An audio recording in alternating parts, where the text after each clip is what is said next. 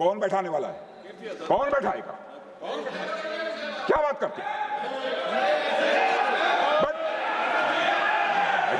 ये हिम्मत हो गई है।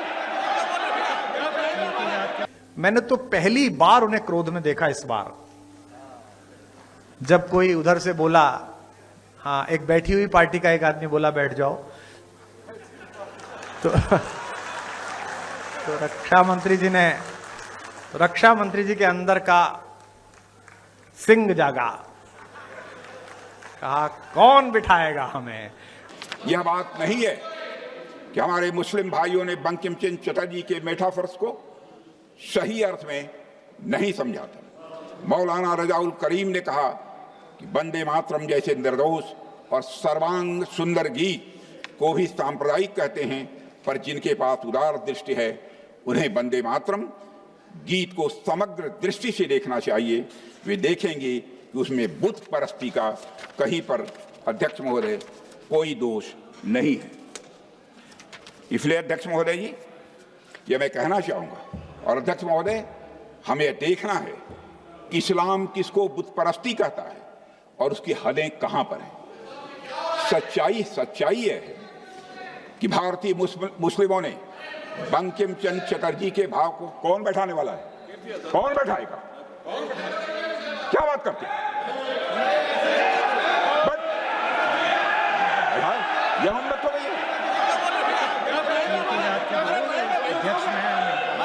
अध्यक्ष महोदय रोकिए। कौन बैठाएगा?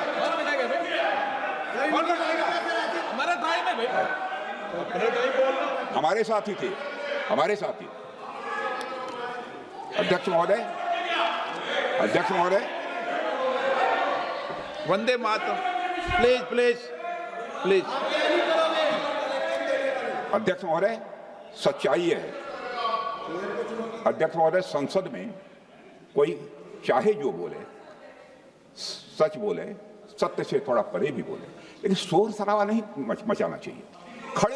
खड़े होकर आप बाद में जब भी बोलने का अवसर मिले आप उसका प्रतिकार कर सकते हैं। संसद की मर्यादा है, सदैव मैंने इसका ध्यान रखा है महोदय। संसद तरफ से यह मेरे बारे में कोई नहीं कहता, संसद की मर्यादा मैंने कभी नहीं तोड़ी। भारत के यशस्वी रक्षा मंत्री जी हैं और मेरे प्रति पिछले 3 दशकों से पुत्रवत स्नेह उनका रहा है, और मैंने सदैव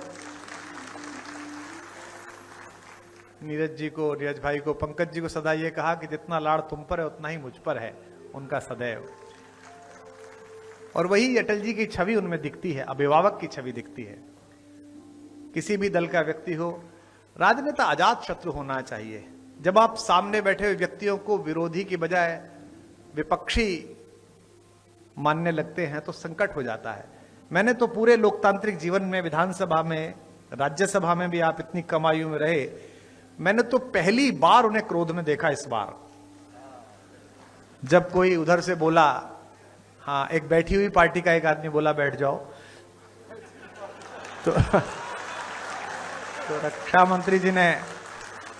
मंत्री जी के अंदर का सिंह जागा, कहा कौन बिठाएगा हमें।